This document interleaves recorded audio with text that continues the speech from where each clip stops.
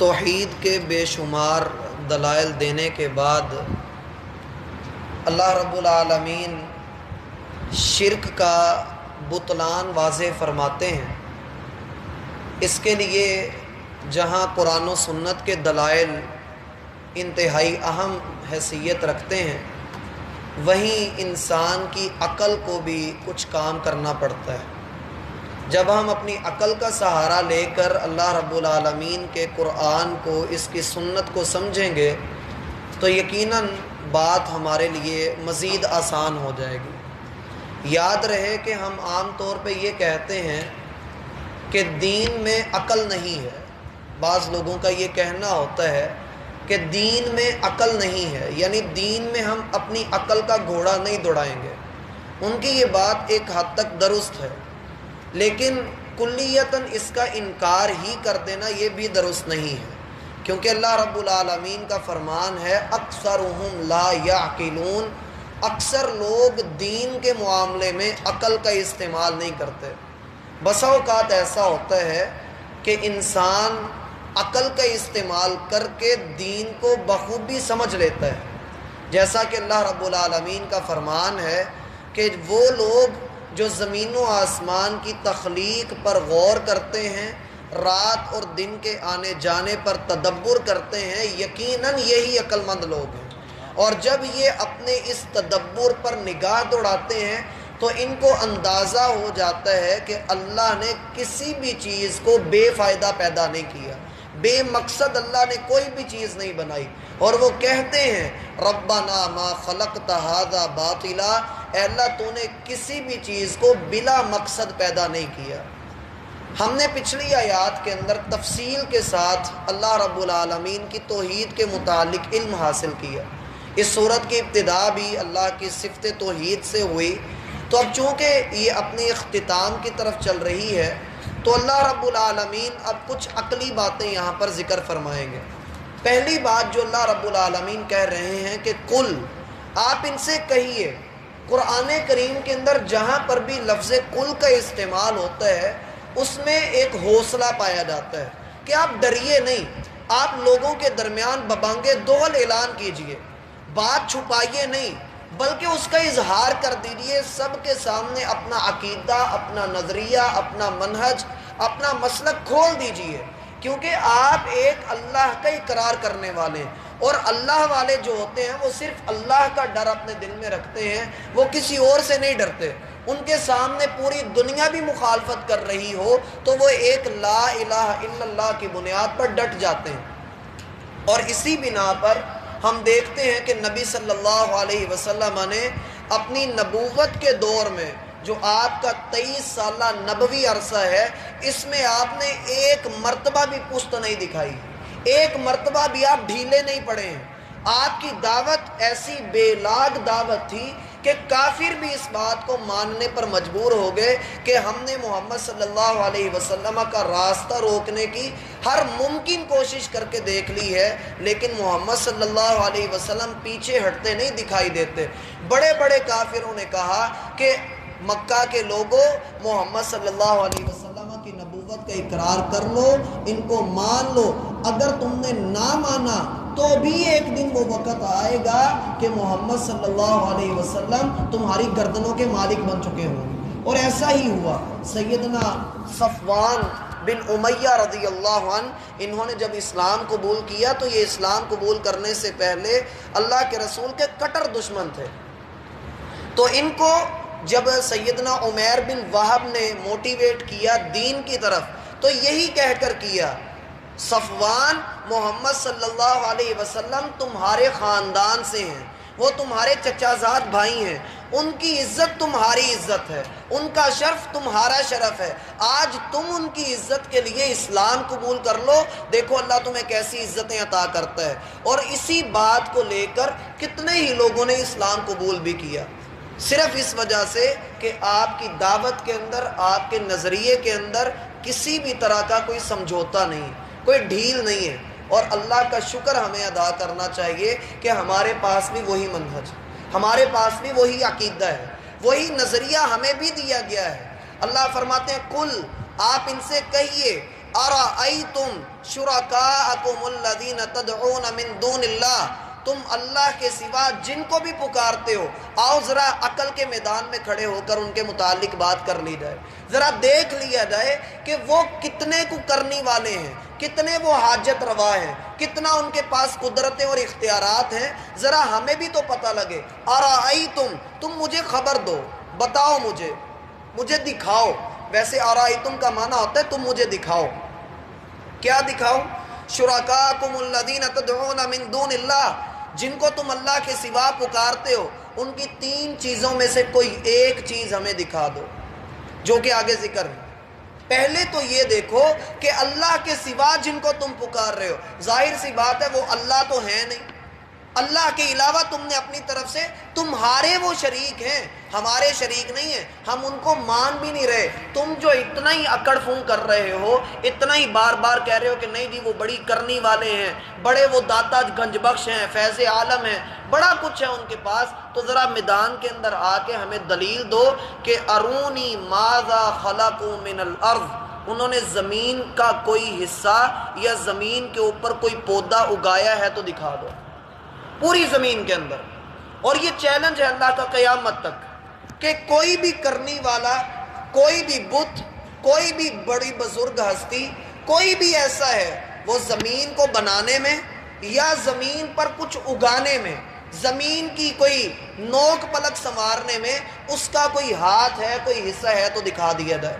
اور میرا بھائی ہم بڑا مطالبہ بھی نہیں کرتے، قرآن نے تو بڑا مطالبہ کیا کہ پوری زمین کے اندر دکھائیے۔ ہم کہتے ہیں کہ زمین کا 1 مربع انچ کا ٹکڑا ہی دکھا دیں جو انہوں نے بنایا ہو۔ اللہ رب العالمین کی زمین کا میٹیریل نہیں لینا۔ قیامت تک کے لیے چیلنج ہے کہ امن خلق السماوات والارض، وہ اللہ کے جس نے زمین و آسمان کو بنایا، اگر ہم کسی اور کے در پہ جاتے ہیں تو تسلیم کرنا پڑے گا کہ یہ بھی کچھ نہ کچھ بنا سکتا ہے۔ ہم بڑے مطالبے نہیں کرتے، ہم صرف اتنا کہتے ہیں کہ اللہ کی زمین کا میٹیریل نہیں لینا، اپنے دماغ، اپنی عقل، اپنی سوچ، فکر، صلاحیت کو لے کر زمین کے جیسا 1 مربع انچ کا ٹکڑا بنا کر دکھا دو، اس کے قدم اور ہمارا سر، ہم مان لیں گے۔ لیکن اللہ کی قسم قیامت تک کوئی ایسا کر نہیں سکتا۔ اور اگر آپ اس موضوع کو تفصیل سے پڑھنا چاہیں تو 20ویں پارے کی پہلی 10 آیات کا مطالعہ کر لیں، اس میں اللہ رب العالمین نے 16 چیلنج کیے ہیں اسی حوالے سے کہ جو لوگ اللہ کے علاوہ کسی اور کو پکارتے ہیں، ذرا ان کے بارے میں تو دکھائیے تو صحیح کہ انہوں نے کیا کیا کیا ہے۔ یہ سارے کام اللہ کرتا ہے، یہ ساری چیزیں اللہ کے اختیارات میں، ان کے اختیار میں کیا ہے جو بھاگ بھاگ کے ان کے در پہ جاتے ہو۔ پہلی دلیل ہی یہ ہے کہ بتاؤ انہوں نے جس زمین کے اوپر تم چلتے ہو، اس زمین پر انہوں نے کچھ بنایا بھی ہے؟ ہم نے اسی صورت کے اندر پڑھا کہ وہی اللہ ہے جو دانے کو زمین کے اندر دفن ہونے کے بعد بھی جانتا ہے، پھر اس دانے کو زمین سے نکالتا ہے، پھر اس کے ساتھ پھل نکالتا ہے، پھر پھول لگائے جاتے ہیں، پھر انہوں کے اندر کتنی اقسام رکھ دی جاتی ہیں، پھر مختلف ذائقے رکھ دیے جاتے ہیں۔ وہ اللہ ہی تو ہے جس نے یہ سب کچھ کیا ہے، بتاؤ تمہارے معبودوں نے اس میں سے کیا کیا؟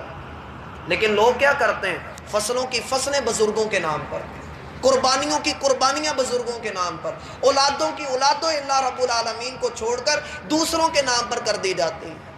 اور دکان کے اوپر بھی اسی طرح کے وہ چیزیں لٹکائی ہوتی ہیں، تصاویر لگائی ہوتی ہیں کہ جی ان کا فیض آ رہا ہے ہمارے پاس۔ میرا بھائی بڑی معذرت کے ساتھ آپ ہندوؤں کے پاس دیکھیں گے تو انہوں نے بھی اپنے گھروں کے اندر اس طرح کی بڑی بڑی تصویریں لگائی ہوتی ہیں، بت رکھے ہوتے ہیں کہ فیض ہمارے گھر میں پہنچتا رہے۔ وہ ابھی بھی ہندوانہ اثرات ہمارے سروں سے گئے نہیں ہیں۔ اللہ فرماتے ہیں ارونی ماذا خلقوا من الارض، انہوں نے زمین کا کوئی حصہ بنایا؟ نہیں۔ مانیں گے کہ نہیں بنایا؟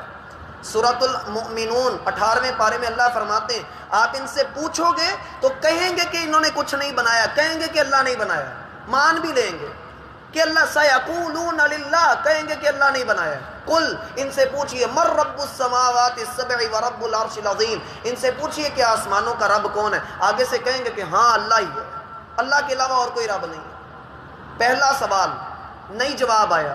اگلا سوال ام لہم شرک فی السماوات، ان کا آسمان کے اندر کوئی حصہ ہو؟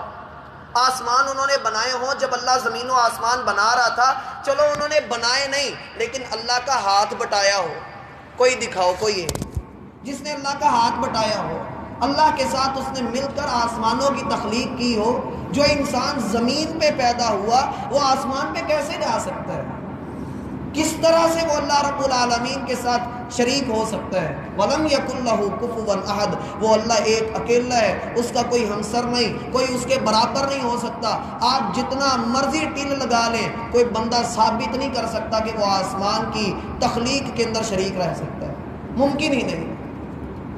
اور ہم اس سے بھی بڑا چھوٹا مطالبہ کرتے ہیں، زمین کا ایک مربع انچ ٹکڑا بناؤ، اس کے اوپر ایک مربع انچ اپنے میٹیریل کا آسمان بناؤ، اور سورۃ النمل کے اندر اللہ فرماتے ہیں پھر اس آسمان کے ٹکڑے میں سے پانی نازل کر کے دکھا، پھر اس پانی میں سے اللہ رب العالمین نے جو پودے نکالنے ہیں اس طرح کے پودے اپنی زمین میں سے اگا کر دکھا، پھر ساری زندگی تیرے قدم اور ہمارا ساتھ۔ لیکن کوئی بھی ایسا نہیں کر سکتا ہے۔